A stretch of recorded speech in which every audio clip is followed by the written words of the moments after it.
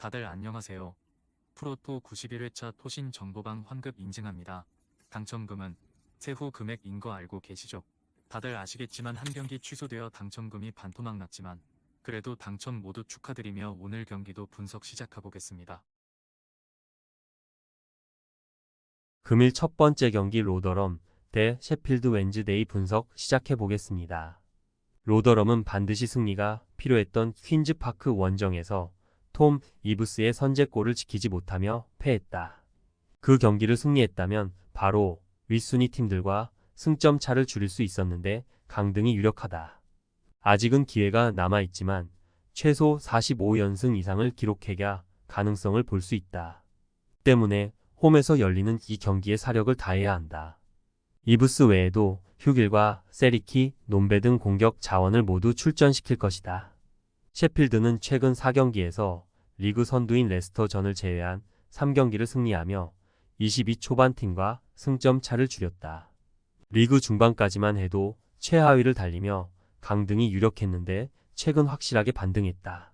최전방 공격수인 이케 우구보는 지난 경기 멀티골을 비롯해 팀 공격을 이끌고 있고 무사바와 스미스의 지원도 좋다. 징계로 결장하는 센터백 베르나르드의 공백은 리암 팔머가 메울 수 있다. 셰필드의 승리를 본다. 로더럼의 홈이고 이브스와 논베 등 해결할 선수가 있는 것도 맞지만 홈팀은 수비 라인에서 중심을 잡아줄 선수가 없다. 특히 오도핀과 모리슨 등 중앙 수비가 상대 공격수의 공간 침투에 무너지기에 우구보와 무사바가 충분히 기회를 잡을 수 있다. 금일 두 번째 경기 스토크시티 대 미들즈브러 분석 시작해 보겠습니다. 스토크시티는 강등이 위험해진 상태다. 로리 델랍의 투석기 스로인을 앞세워 프리미어 리그에서도 경쟁력을 보이던 시기가 있었는데 이제 챔피언십으로 강등도 걱정해야 한다. 그나마 다행인 건 중위권과의 격차가 크지 않기에 2연승 정도만 따내도 순위를 크게 올릴 수 있다는 점이다. 공격진의 기복과 달리 수비가 안정적이라는 최근이라는 점도 있다. 미들스브러는 리그 선두인 레스터를 원정에서 잡았지만 지난 라운드에서 플리머스에 패했다. 시즌 중반까지 상위권을 노리던 팀이었고 리그컵 준결승까지 진출했었는데 경기력 기복이 크다. 큰 기대를 갖고 영입한 핀 아자즈 효과도 크지 않기에 승격 플레이오프 꿈이 점점 사라지고 있다. 접전을 본다. 스토크시티는 윌모트와 조던 탐슨 등이 나서는 수비 라인이 안정적인 팀이다. 또 홈에서 쉽게 실점하지 않기도 한다. 그러나 베주노와 차마데우 주니어를 제외하면 상대 수비를 벗겨내며 해결할 수 있는 선수가 없다. 포르스의 지원 아래 반덴버그가 라인을 지킬 미들스브러가 원정 승점을 챙길 수 있다. 금일 세 번째 경기 스완지 대 블랙번 분석 시작해 보겠습니다. 스완지는 지난 라운드에서 승리하며 연패에서 벗어났다. 홈에서 리즈와 입스위치 등 3위권 팀 상대로 연패했었는데 난적 선더랜드를 잡았다. 주전 윙어인 페레이라가 몇 안 되는 기회를 모두 골로 연결하며 승리를 이끌었다. 그러나 잘하는 원정과 달리 홈에서는 길게 연패를 당하는 등 부진하다. 순위 경쟁팀 상대로 일단 패하지 않는데 집중할 수도 있다. 블랙번은 버밍엄 원정 패배 이후 4경기 연속 승리가 없다. 그러나 프레스턴과 노리치 등 강팀 상대로 승점을 따내는 등 만만치 않은 전력을 보여주고 있다. 카일 맥페진과 와튼 등이 나서는 최종 수비가 탄탄한 수비력 외에도 세트피스에서 높이를 보여주고 있고 트론스타드가 잉글랜드 무대에서도 좋은 중원 경기력을 보여주고 있다. 접전을 본다. 블랙번은 두 팀을 통틀어 가장 마무리 능력이 좋은 스즈 모딕스가 경기 내내 상대 수비 틱 공간을 노리며 기회를 볼 수 있다. 그러나 최근 측면의 지원이 부족하기에 고립될 가능성도 봐야 한다. 그라임스와 조엘런 등 홈팀 중원이 경기 운영을 잘하며 주도권을 가져갈 수도 있지만 수비에 치중할 두 팀이 쉽게 득점하지 못할 것이다. 금일 네 번째 경기 브렌트포드 대 첼시 분석 시작해 보겠습니다.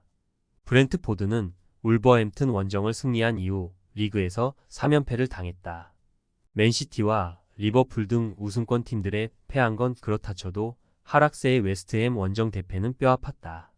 최근 상대 선수와 코치 등과 연달아 언쟁을 벌이며 트러블 메이커로 평가받는 무파이가 골을 넣긴 했지만 수비가 무너졌다. 스리톱의 한 축인 은베우모를 비롯해 히키와 다넬트 등 부상자가 많은 점도 경기력 기복의 원인이다. 첼시는 주중에 리즈를 제압하고 FA컵 다음 라운드로 진출했다. 그러나 엔조 페르난데스를 중심으로 갤러거와 카이세도가 버티는 막강한 중원이 있고 부상자들이 어느 정도 돌아왔기에 일정에 대한 부담은 크지 않다. 잭슨과 팔머, 은쿤쿠 등이 스리톱으로 나설 것으로 보이는데 스털링이 원정에서 조커 역할을 할 것이다. 첼시의 승리를 본다. 브렌트포드는 에버튼의 징계 약화로 인해 순위가 한 단계 떨어졌다. 그로 인해 강등으로 가는 18위 팀과 승점 차가 5점에 불과하기에 홈에서 승점 3점이 간절하다. 타이트한 일정을 소화해야 하는 첼시 상대로 오니에카와 옌센 등이 라인을 올릴 수 있다. 공격적으로 나설 상대를 맞아 강력한 중원이 주도권을 주지 않을 것이고 은쿤쿠와 스털링이 측면 돌파로 해결할 첼시가 승리할 것이다. 금일 5번째 경기 에버턴 대 웨스트햄 분석 시작해 보겠습니다. 에버튼은 최근 5경기에서 승리를 챙기지 못했다. 그러나 맨시티 원정 패배를 제외하면 1패도 당하지 않았는데 토트넘과 브라이튼을 상대로 승점을 따냈다. 게에와 오나나 등 중앙에 나서는 볼란치진이 쉽게 주도권을 내주지 않았기에 상대와 첩전을 가져갔다. 최근에는 10점의 징계가 6점으로 줄며 강등권을 벗어나기도 했다. 이 경기는 홈이기에 베트와 칼버트 루인을 투톱으로 기용해 적극적으로 골을 노릴 것이다. 웨스트햄은 지난 홈 경기에서 승리하며 한숨을 돌렸다. 아스날전 대패를 비롯해 최근 연패로 흐름이 좋지 않았는데 홈팬들 앞에서 자존심 회복에 성공했다. 상대의 집중 견제에 고전했던 보인이 해트트릭을 기록하며 팀에 승점 3점을 안겼다. 부상에서 돌아온 파케타가 포함된 스리톱의 움직임도 좋았고 워드프라우스가 공격을 잘 지휘했다. 웨스트햄의 승리를 본다. 그간 브라질 국대 공격수인 파케타의 결장 속에 이선 지원이 불안했는데 그의 복귀로 쿠두스와 보인에게 충분히 공간이 나고 있다. 또 볼 점유의 강점이 있는 칼빈 필립스가 징계에서 돌아오기에 수책과 함께 에버튼 중원의 공세를 막아낼 수 있다. 안토니오의 후반 활약도 기대되는 웨스트햄이 승리할 것이다. 금일 6번째 경기 풀럼 대 브라이턴 분석 시작해 보겠습니다. 풀럼은 지난 라운드 원정 경기에서 이번 시즌 가장 기분 좋은 승리를 따냈다. 중원의 핵인 주앙 팔리냐 없이 나선 원정 경기에서 맨유를 잡았다. 팔리냐를 대신해 나선 루키치가 해리슨 리드와 함께 중원을 완벽하게 지배했고 이워비가 중요한 골을 넣었다. 이워비와 켈빈 베시 등 네이션스컵을 다녀온 선수들의 복귀 이후 팀이 바라는 경기력이 나오는 최근이다. 브라이튼은 주중 경기에서 울버햄튼에 패하며 FA컵에서 탈락했다. 전반 시작 2분 만에 선제골을 허용한 이후 동점골을 노렸는데 골이 터지지 않았다. 시즌 아웃을 당한 미토마를 비롯해 주앙 페드로의 공백이 있었고 퍼거슨도 부상 이슈로 결장했기에 그들이 자랑하는 화력이 나오지 않았다. 접전을 본다. 길모어가 징계로 빠지는 브라이튼 상대로 팔리냐가 돌아와 루키치와 중원을 지킬 풀럼이 경기 주도권을 홈에서 가져갈 수 있다.